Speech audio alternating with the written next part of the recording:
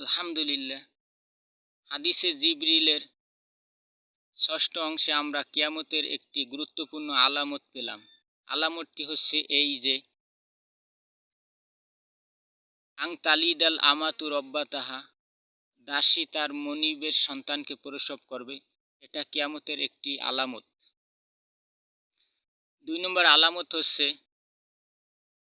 ও আং তারল হুফাতাল পুরাতাল আলাতা রিয়া শাই, অর্থাৎ ছাগলের রাখাল নগ্ন পথ,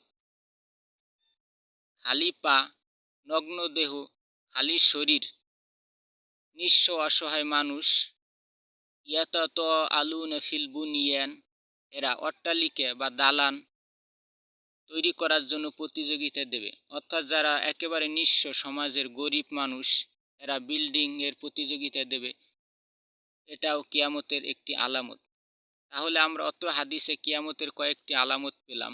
যে দাসী তার মনিবের সন্তানকে প্রসব করবে একটি আলামত।